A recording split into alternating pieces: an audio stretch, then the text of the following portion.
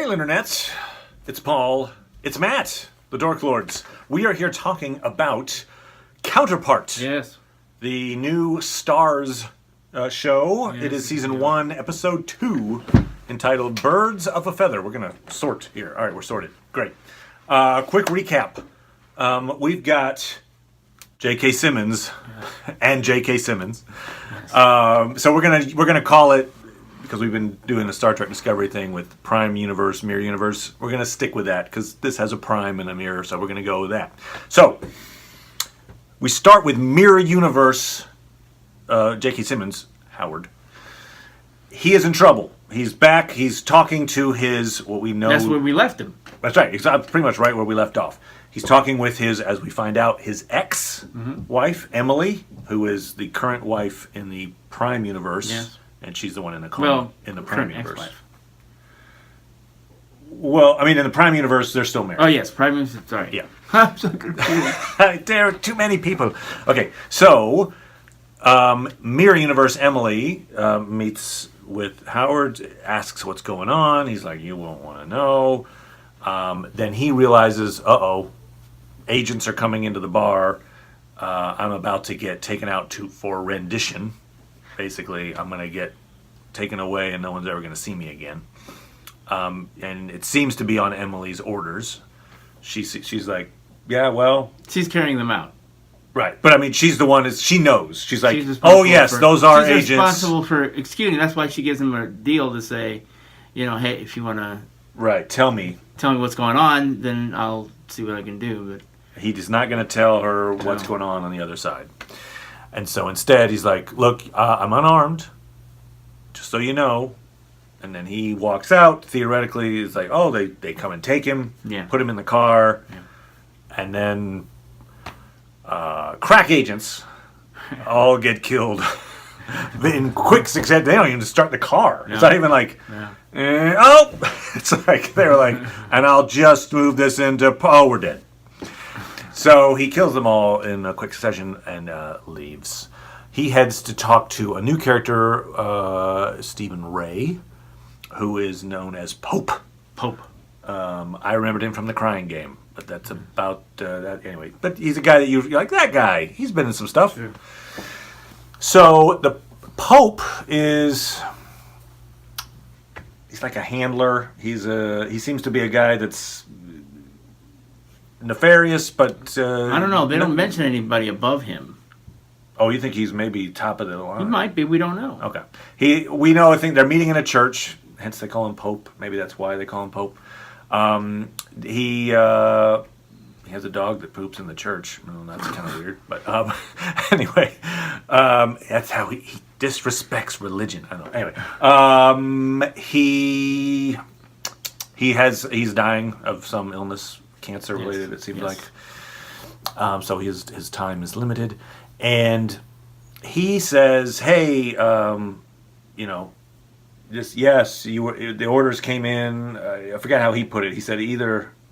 He was advising him about whether or not he should go in, because he was saying, if I go in, I don't want to get captured. Oh, right. So he was advising him that he should go in and, just see what happens. In other words, go into work. Howard's like, hey, if I go into work, are they just going to arrest me and take me away like they were going to do anyway? And he's like, well, maybe. Or they'll pretend nothing happened because stuff went wrong and they want to pretend like they didn't screw up. Yeah. Which is great. Yeah. Okay. He also says, he being Pope, tells Howard, hey, I got you a 36-hour pass. Don't ask me how. You're going on. You can go back to the other side. And so there's this little tense moment where Howard goes to get his little visa checked, and the guy's looking at him suspiciously through the window. But he's like, well, all right, enjoy your stay. Be careful on the other side. And Howard makes it back to the Prime Universe, where he immediately demands that Prime Howard join them again. And they're attempting to continue to track down Baldwin. So Baldwin is the assassin that tried to take out comatose Prime Universe Emily in the hospital. And was wounded in a rather... shot in the cheek. Surprising way. It's like if Howard had just been just a little better, He could have perhaps avoided that whole problem. That's true. But yeah, and then you have of course, the obligatory painful removal of bullet from Mouth, or not mouth, whatever. There's always that. I'm wounded and I'm on the run. I gotta painfully remove stuff with forceps or whatever. Seems like she was going in her mouth to me. Yeah, you're right. In this case, it was mouth. I'm just saying. Yeah, it's not typical that it's not always in the mouth. It's not always shot in the mouth. She had a kind of a Joker look about her after that. I was like, oh, yeah, she did. So Joker smirk. We learn that she has of course, her double in the Prime universe is not named, codenamed Baldwin. Her name is Nadia, and she is a violinist, first chair violinist in the orchestra. Does it happen to be in that town? Or did they have to go somewhere? No, they're still in Germany. So it was just like, it just happened, it's all right there. It's not like, oh, she's in the London Philharmonic. Isn't that nice, the way it works out? Sure. Okay. So, yes, she's great, good in that town. And we see that Mirror Howard, his 36 hours, he's going to spend it getting to know Prime Universe Nadia, because there'll be enough similarities between her and Assassin Baldwin that he can maybe learn some information about her. He does also mention at this time something very important to the series, which is he has lied already, so we can't necessarily assume he's not lying or that he doesn't understand what he's talking about. But if we take him at face value, Mirror Universe Howard says, "Oh yeah, our two universes were actually one universe until 30 years ago." And it's wrong to say that you opened a door. You literally created a new world, a new universe. So before that, prior to 30 years ago, there was just one timeline. It was like, beep. And then this incident happened, which we're still not exactly sure what it was, but it created an alternate reality, which has then gradually been separating in terms of, consequence A leads to consequence B, so it's gradually becoming more and more distant from the original timeline. So that's pretty important to know. In other words, what that means in the case of Howard, the Howards, is that if you think of the Howards as maybe being in their 50s-ish, until 30 years ago, so let's say from ages 0 to 25-ish, they lived the exact same life, because it was just one person having all his experiences up through 20, and then boom, this thing happened, and now they started to move apart from each other. So anybody born before 30 years ago had at least some part of their timeline which is exactly the same as the people on the other side, and that's where they basically decide to figure out information about this Nadia person, is because she, at least in the show terms, she's 40. Doesn't seem 40 in the actress is like 27, but whatever, good, she's 40. Yeah. Maybe that's what's happening over there. That's right. Euthanizing? Some people, no, not euthanizing. Maybe they are, but some people aren't aging as quickly, or they're getting younger, and other people get cancer. Yep, boom, the Pope. So she lived one life, her one life until the split she was about 10 years old. And roughly around the time of the split, she let her dad die, basically. So both versions of her are familiar with that moment, because it pretty much happened while they were still one person. Something I just thought about? What's that? Just because the worlds diverge at one point in time doesn't mean that everybody's stories have to diverge at the same time. Okay. So let's say I'm one person, and then boom, something happens, now I'm two people. Okay. And everybody I interact with from that point is affected by the different choices that each one is making. Gotcha. But that person may not affect the other people, anybody else, for a while. So maybe some people's lives continued on the same, even though the event happened a long time ago. And so all the changes that happen slowly, because it's not happening all over the world all at the same time. Like if you were a hermit living on the top of a mountain, and you didn't have any contact with anybody, for instance, you Right. probably wouldn't be any different. You'd Yeah. be like, oh, the guy, I always like- watch TV. It's like, I hey, always watch-" everything's the same, right? Yeah, I remember that show. Yeah, I saw that show too. Yeah.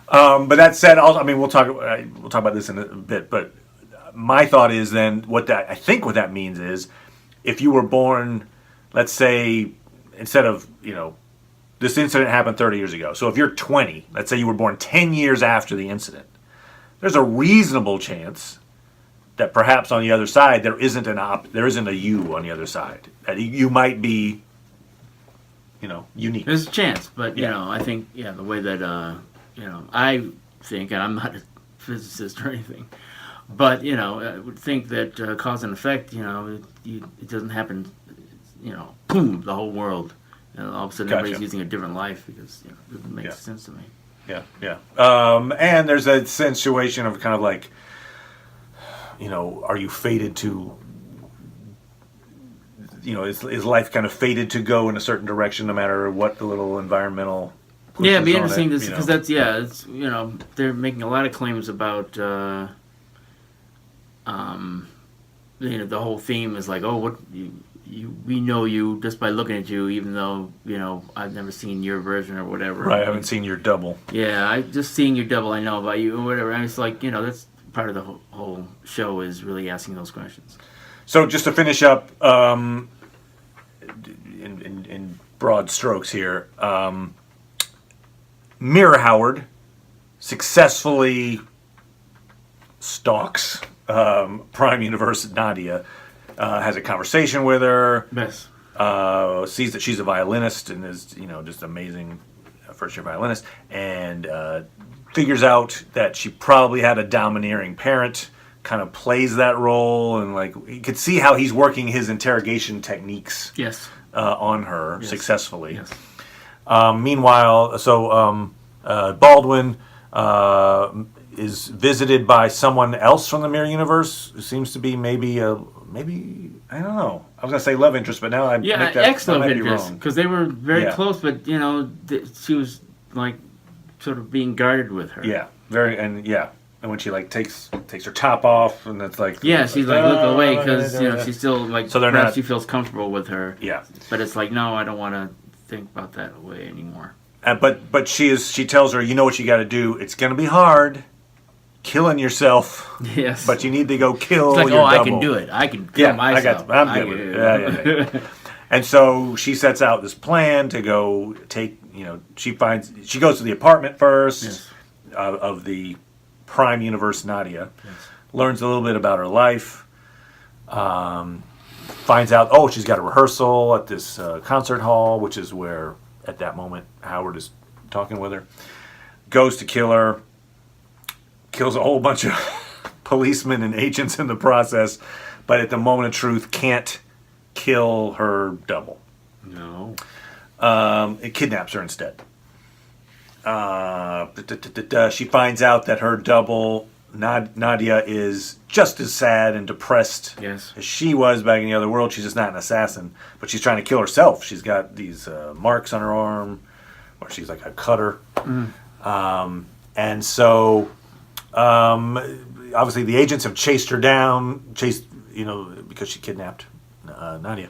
Chased her down into the concert hall. There's people running away and firing at each other, and in the crossfire, Nadia, the Prime Universe violinist Nadia, is killed. She's shot by one of the agents. But Mirror Universe, Baldwin is captured, Yes. and theoretically is going to be questioned ad nauseum by the folks on this side of things, which is a big screw up. We learned from Howard's like, Yes. why did you let these guys? Oh, they're That going was to even a bigger problem. Somebody from the other side being, incarcerated here Yeah. than anything that's happened so far. Yes, and then we are at the end. We have Emily, so that is the Mirror Universe divorcee. Well, she has a couple conversations. She being The Emily. Emily. Yeah, I was gonna say she has a conversation with Pope. But which other conversation are you talking about? Well, she goes to work the next day. Oh, right. Yeah. Okay. Good point. Yes. Sorry. Yes, there's that part. So Emily, first of all, we see that Emily has a relationship with another agent. Yeah, but they discussed that after she. Yeah. I mean, I'm kind of backtracking a little bit there, but Oh, okay. then she gets called into the office, and it's like, oh, why is HR here? And they're basically saying, hey, you screwed up. These agents are dead. Are you okay? We think you might be, whatever, abusing drugs or being incompetent in some way. Say what happened there, because you said there was a rendition. We don't have any record of that. No, of any agents. Who was the agent you were supposed to rendition? Yeah, and she never says. Nope, she doesn't say. Which I assumed they knew, but maybe they don't. But I feel like. Well, here's the thing. Maybe the guy asking her the question doesn't know. Somebody higher up knows, and it's covering it up. Or because I would think that would be the reason why it looks so suspicious. Oh, the guy that you were supposed to rendition is your ex-husband. Oh, and somehow he got away. I mean, I think that was maybe that's what I thought they were going with. Potentially, right? But they didn't bring that up. Perhaps she's thinking, I shouldn't reveal that because maybe that's what the whole plan is. It'll look bad, and that'll really screw me. So she is obviously very upset at this attempt to throw her under the bus. Yes. Stalks out of the office. She sets up a meet with Pope, I think, under the guise of Howard, because when Pope talked to her, he's like, "Oh, you figured out our call signs." Yes. Something. So she forged her way to talk to Pope. Yeah, but this is after she talks to her lover, and they establish that they don't trust him. They don't trust Pope, and tries to tell her to stay out of it. He does. So, everybody says stay out of it, right? Doesn't even her boss say just stay out of it, leave it alone? Well, no, because she's just basically like, I think he's basically telling her don't leave or don't stay away from the job, but not stay out of it, because it's not like they're doing an investigation. We get the feeling except about the death of it or whatever, but they're like, what the heck? We get the feeling that someone in this shadowy organization in the mirror universe is just trying to pin the screw up on by letting Howard go on her. Yeah. Like she's become the patsy for something. Yes, they're trying to put a pin on her. What's going on? Yes. Okay. I'm not sure exactly what they're trying to pin on her, though. Right.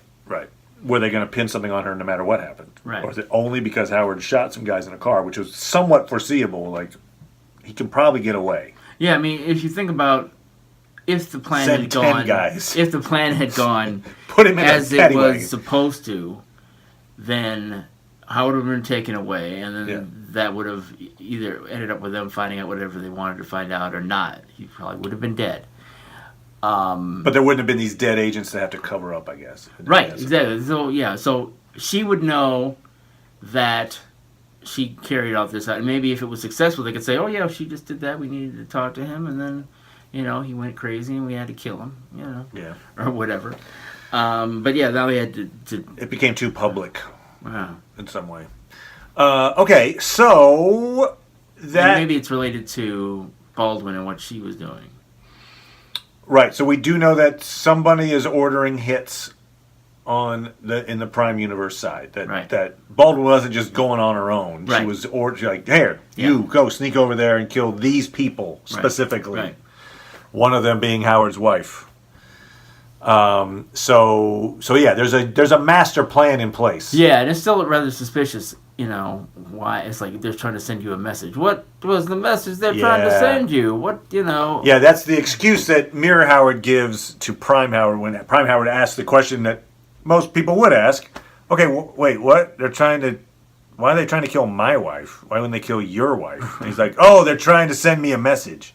By killing the Prime? Yeah. I mean, and there's never really an answer to that. And we don't actually know that there's not like a post office in this other world. So maybe they do have to send it through deaths in the other universe. Here's your message. Somebody dead. Oh, phew. I want one of these Netflix, CDs, DVDs. I keep stacking them up. I need to return some so I can get some other ones back. Well, my mom's dead. Oh, damn. Better get it back. I don't like this message. Let's get the next one. That excuse sounds Fishy. Especially in a shadowy world where everyone's telling half truths. Yes. That sounds like a boop boop boop boop boop boop boop. That's not true. So we don't know why yet. Now there's also the question of why Mirror Howard is consistently trying to pull Prime Howard into all of his activities. Every time he crosses over, he's like, "Oh, make sure we get Prime Howard involved in this stuff." They're like, "What are you, nuts?" And so we've already seen, there's some effect with them teaming up in that Prime Howard has gotten a promotion. He's in analysis now. Yeah, I feel like we haven't seen any scenes where he's protecting him, being like if he nearly got killed. He being Prime Howard. Prime Howard, yeah. So it's like, has he had any training? Yeah, no. He didn't know how to use a gun, right? Or I think at one point, anyway, okay. Wow. I think he would have had some basic firearms training. He is, he's out of his element. Yes. Big time. Yes. And so the question is, why is Mirror Howard insisting on having this guy who doesn't really have any skills or knowledge to help him out? Yeah. So there's a couple of reasons why, perhaps. We imagine. Which probably... You could add your own theories. Yes, perhaps there are Please other do. Reasons. I mentioned... I discussed this with my wife, Jackie. She had a very plausible reason, which is, hey, who can I trust? Right.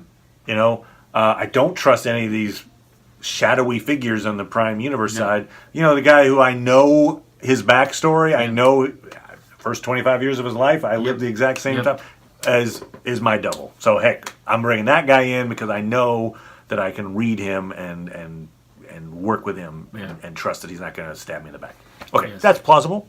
But in this storyline, where it's all about crosses and double crosses, and it's Jean le Carré novel type spy versus spy stuff. Sure. I think there's a more nefarious subplot to it that will be revealed, and one possibility is that our guy, the Mirror Universe Howard, is trying to he's pulling in Prime Howard to get him more involved, so that basically maybe even help raise him in the ranks a little bit, make him more important, and at some point either he's gonna switch places with him. Well, we know they are gonna switch places intentionally at some point from the trailers. The season they are gonna switch, but theoretically they're switching because both of them agree. Do we know that?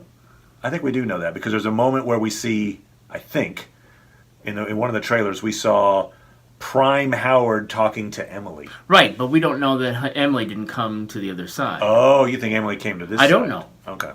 I thought it was because... I'm saying it's possible. I think what we're going to see is, because we've seen, like, if I go back, I'm in trouble. I think they're going to send Prime back and keep Mirror back here. What reason are they going to have to send him so over? that he can keep looking... No, but I mean, what's their reason for sending him over? We don't even know why people are going back and forth.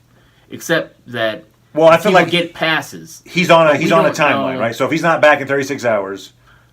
theoretically, I guess horrible things happen. So if the wrong guy goes over, then the wrong bad stuff happens to the wrong guy. I mean, it's not like we are expecting you back, but your Mirror Universe came back. Well, that's okay. Oh, so you're saying that they would know the Mirror Universe guy came back? Yeah. I'm just thinking, maybe, do we know that for a fact, that they can't figure out who is who? I mean, because they can't. It seems like he's saying he can't go back because he's concerned that something bad's going to happen to him.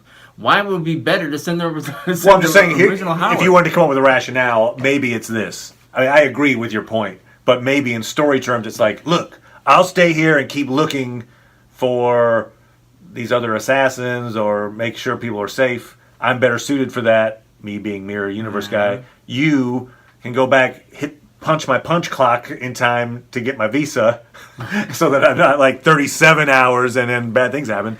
And then just... You get another visa on your side. You talk to Pope. He gets you a visa. When you come back, we'll switch places again. I guess. I mean, I just feel like... or maybe he's in jail on this side or something. I don't know. Yeah. I mean, I feel like, if something bad's going to happen to him, I can't imagine why you would send the fake Howard. Okay. Or I agree that it seems weird, but I thought I saw some that's what trailer makes stuff it. about That's that. what makes it me think that maybe she goes. She's like, okay, I'll just have to go over there to figure it out. You know? think so? It's more likely that Emily would come over to this side. To me, I can imagine that easier. Yeah, because she's. I do feel like, wants to know though, what's going on. This show, I do feel like, is moving toward a role where we're going to see Prime Howard having to assume the role of Mirror Howard. In some context, right? But I think it's more right now. We don't know what's going to happen, and he's saying he doesn't know what's going to happen if he goes back. Yeah. So he has to go back, but whatever you do, don't send back the other guy. He's less capable. The Bulgarians will kidnap him and take him away forever. Yeah, it worked out. Oh, you have a gun. Let me just take it and I'll shoot everyone in the. Oh, I don't know how to do that. It's like, okay. Yeah, maybe you can do this. Take the guy's gun, blow your own brains out. Oh, okay. So that's your only option. Problem Howard. solved. I think you can manage that. Now we do see an interesting line that Pope gives at the very end when he's talking to Emily. Yes. And he gives. I don't know the exact line, but it's something along the lines of, will we ever forgive the people for what they did, or something like that? What I got out of that line was, because at the time they're talking about the other side, right, and stuff. So I think he's talking about forgiving Prime Universe folks for starting this thing 30 years ago, whatever it was that split them off from what was supposed to be their intended timeline. Now, you have mentioned, and I think quite rightly so, that how do you know which timeline is the right timeline? It could be that the mirror is actually the way things would have gone anyway. Yeah. But I'm guessing that the implication of the show is Prime Universe is the way things should go, and at 30 years this other weird split happened, and now it's becoming this dystopian world, and that's bad. And so my guess is, again, I don't know, but I'm guessing that Pope is maybe stating something that this other side feels like the mirror universe resents the Prime Universe for screwing them out of their intended timeline. Mirror universe as a collective, right? Because most people don't know about this. Sure, but I mean, those who at least we know. Assume that people in the other universe don't know. The reason for the enmity between them, as opposed to just like, oh, hey, we're friends from the other worlds. Hey, let's share resources. We can really make this work. And then says like, right? Because we know that on the Prime universe, they haven't told anybody. It's being kept within the agency that is a part of the creation of it. Right. We don't know necessarily. Not even just within the agency. Like, obviously, it's because J.K. Simmons is in the agency and he didn't know. Right. So, I mean, and we presume that it's just as much of a secret on the other side. Right. But we don't know that, I don't think. True. I don't think we know that. But, I don't know. My problems with what you're suggesting is merely, like, we know that if we take this guy, and I think there are reasons to suspect it, but if what the guy was saying about how the universe is created is that it was one storyline and then something happens that causes it to break off, I think if what Pope was talking about was we're mad at the people on the other timeline, it wouldn't be for that event because both of them committed that event. Gotcha. And then it broke off. So I feel like it's something that happened after that event that he would be mad at. Okay. But that's assuming that that's what he's talking about, and I'm wondering if actually what he's talking about is the people that have been in charge of keeping the information on his side, that they made a choice. They might be the ones who made the decision that he's mad at, although it does kind of seem like he's talking about that world, and that's why people over there are getting killed. But maybe there might be some other reason. I feel like we still don't know enough. I agree. It's a vague statement. It's so vague. Deliberately so. They're trying to. And there's just so much which is good. I'm glad that they're really taking their time with this. Yeah. Don't just spoon feed us out everything. Yeah. So we don't know what it is that caused them to be sick, and it might have nothing to do with what's going on in their world. What we have been told about their world is that people are jockeying for power. So, it may be that they want to handle the situation differently. We don't know why they're exchanging information like they are. You know, what's the purpose of that? Yeah. There's. Yeah, why do they care? Yeah, why do they care? You know, I mean, is it all based on what? Because we have two instances now of the information is the reason why you would care about the other world, which is this gives us information on people on our side that we didn't have before. So that's with Nadia and the guy who was handling the bad mirror, just saying, "Oh, well, I can tell by stuff like this." Trench coat guy, trench coat jerk is sees Prime Universe Howard and is like, "Look, I know everything I need to know about Mirror Howard because I've been looking at you." Right. And it's like, what? Okay. Yeah. In fact, that's a very important line. Again, I'm not going to quote it exactly right, but that Nadia says. So it's the Prime Universe Nadia when she's talking in the bar to Mirror Universe Howard. Yes. And she says something like, "Yeah, we just can't fully escape who we are." Right. Something like that. I think that is a theme for the show in terms of here are these people that grew up with different environments, but because they are who they are innately, there is a similarity. There's an innate, sense of self that you keep no matter what profession you are or what branch in life you take. And so in Nadia's case, we do see this very sad backstory with the father, and she was constantly, we don't see the abuse per se, but there's an implication of it. And she says, "I was abused," I think, or he was abusive. And he was an alcoholic. Yeah. And she was forced to just play in her bare feet over and over and over again, and basically ad nauseum until she. And then there was the tapping. Yes. Was it like again? Yes. Again. Yes. And then both Nadia and Baldwin kind of still have that tick. Yep. When they do the tapping. And that's plausible to me. Like, huh? Is it? You couldn't do it on a wall or something? Tap it on herself. And so we have this, the fateful moment was her drunken father falls into a subway track. Didn't hit the third rail. Right. That would have just killed him off anyway. Right. So you were mentioning that occurred at the time. No, because it was obviously before. It was before. Because it happened to the both. So it's what I think it's what she said. Yeah, when that's what I was saying. 9 or 10. That's what I was saying. Where it's possible that it happened then, and then some event caused one of them to go a different way. Yeah. My wife also theorized that maybe the event is some kind of something like that, where it was like someone had a very emotionally powerful moment that somehow there's a schism of some way. I don't know how that would affect the world per se, but maybe everybody has their own moment. I don't know. That would be. They haven't really set that up that way, but maybe. Yeah, but technically though, I mean, to me. Again, I'm not a physicist, but I don't think the screenwriters are either. Hopefully they're consulting with physicists because. All right. But if you think about alternate universes, there is a sort of thing where it's like anytime someone makes a different choice, then that's another, right? An infinite series of possibilities. Right. But people are constantly making new choices. Why isn't that more and more and more, right? So. Perhaps the reason why these two are connected, and it comes from this moment. Maybe the choice is not necessarily the part that created it. It's just an event happens in both places that caused them to still be connected to them, even though now they're making different choices. Okay. So. All right. Fair enough. I like that. But they're and here's your degree. Your dissertation. Ooh, there's a surprise there. What?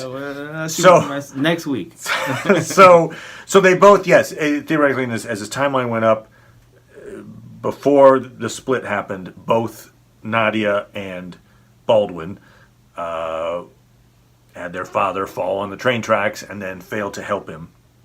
Made the conscious choice not to help him, and then he got killed by a train. I would argue a little bit that I'm not sure that they could have helped him even if they had tried. They're a kid. There was no one else on the platform. The train is on its way. even if it tries to stop at that point, it's gonna like and still crush him. And he's not helping himself at all. It's not like he's getting up and like, help me. He's lying down. Like, you'd have to. I don't know, anyway, so obviously it's a huge thing because she makes that choice. She is like, nope. Yep. But if you were a kid and you were trying to rationalize it, I think maybe you could rationalize it like, he was dead anyway. There was nothing I could do to help him. I think maybe you would try to soften the blow, maybe in your mind that way. Right. But she doesn't. She's like, now you and I maybe disagree on this a little bit. I feel like the guilt of that moment of I let him die. I basically gave in to my hate. I strike him down with all of your hatred. Okay, that's when she went to the dark side. Turned to the dark side. But yeah, right. In some ways, they had that thing in common. So yeah, so you're saying that you're suggesting that she believed that. Well, you were suggesting that she feels guilty, and I'm saying that perhaps she told herself, then, wow, if I can watch that, I must be some stone cold killer. It's like that killed something inside me, and now I'm living this crappy life. And what she learns from seeing her counterpart is that, oh, you're living this what looks like a really nice life, and yet you're still unhappy. You're cutting yourself, and you're alone, and you can't really seem to have a strong relationship, and people think you're a jerk 'cause you're late all the time. Although she doesn't know that. But yeah, so you're still playing the violin, which was the thing that was that anchor to that life that you hated in some ways too. Well, I don't know if she judged her for that. I'm not saying she judged her, but I think it was like oh yeah, you're not perfect. Like you still hold on to this thing that was. Obviously, assassin version of Baldwin gave that up. Right, but it's like I'm done with the violin, and like she maybe. Well, that's what I think. She it's not like. I think that's why it's instructive. I think because I think she associated the death with something inside her that maybe she could kill, and maybe she didn't feel responsible for it. And not that she necessarily feels guilty about it, but maybe she looks at it as a more active thing where it's like, I'm going to watch you die. There's something dead inside me. I bet I'd make a great killer. And or a first chair violinist. The first chair violinist, I bet now I can really, do much better. I went from second chair to first chair that day. That's right. Boom. Became much better. So, yeah. I tap myself now. So, but it was interesting because that's the Nadia Baldwin thing is something instructive, as you mentioned, for our Howard and Howard. Hey, it's the mirror universe, and they're different, but they do have these remarkable similarities. They have a shared past, and you can draw conclusions about one from the way the other goes about their day. Right, and this is only the second person that we've seen. Exactly. So well, Emily, but not really. Because Emily's been in a bed. True, we haven't seen right. So one thing we don't know about is what the prime Emily is like. Correct. Because one thing I was wondering is, did Emily know about this other world? So we don't know that. Right. We do know that Emily was in the company. Yes. And so right. She could have known. She could have known. Because both the mirror, Emily, and Howard knew about the other world. Right. So we don't know whether or not Emily knew about this other world. And we can theorize that the accident was no accident. Yeah, we can theorize that. But that doesn't mean... That doesn't mean she knew anything. Right, no. But it could. It could mean that, yeah. And then it'd be interesting that she never told Howard about it after all that time. Well, yeah, probably. We know they have a better relationship. Her duty to but we don't know if Mirror Emily is any different, and we might not know until Prime Howard meets Mirror Emily that she might not be different. She might be the same. And they are going to meet up because we did see that in a trailer.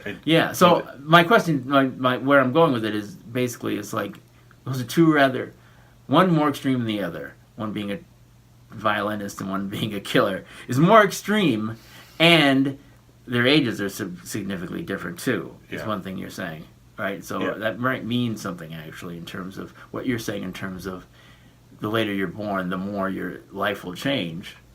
True. So this might be an argument for that. Again, it's not after. It might not. It's not after the 30 years. It might not be 30 years ago when that incident happened for her. It may have, her life began differently. Maybe. Well, I shouldn't say that. Anyway, it's very confusing. Anyway, so it'd be interesting to meet somebody who, like, oh yeah, but you're in the mirror universe, and like everything's the same. Still. That's true. That would be funny. I work at Baskin Robbins, and I've been the manager there for 5 years. Oh, really? Me too. Yeah. Oh, they just got the new flavor, peppermint. Yeah, we got the new peppermint. Wow, we're the same. We do. I mean, even the Howards do have the thing like, you wear those undershirts too? Yeah. No, I always wear the same undershirts. So. No, he asked about the same shirt they wore. They wore the same shirt, and I thought he also said, "Yo, you're wearing that white undershirt." Oh, I thought he was saying because he wore it too. No. Okay. He was wearing. They were the same shirt, and he's like, "Please, come on." And, gotcha, and it's like he has the shirt. He's like, "Well, it's got the armpit protection." Maybe it was because Emily suggested it for him. Yeah, maybe. Yeah. So maybe that was why they got divorced. Yeah, didn't offer undershirts. He was like, "No, I'm not going to wear those undershirts," and she's like, "That's it. That's what I knew. You don't care about your." Or it's that mirror universe. Howard doesn't sweat. He's so in control. I don't need. All right. Anyway. All right. So cool. It is a fun show. It is a good show. Yes. J.K. Simmons just is great in this role, in the 2 roles he is in. Yes. So we look forward to seeing more of that. Tomorrow we will be talking about Star Trek Discovery, episode 13. Yes. So come back for that. And then we're going to talk about Black Mirror. Yes. Maybe the least effective episode of this particular season, Metalhead. But we'll talk about it. And feel free to come back for that as well. But we will see you soon. Subscribe if you want to get info on upcoming videos. You're laughing. I'm laughing because I thought we already talked about Metalhead. Oh. Oh, no. No, we still got to talk about that. Are you sure? No.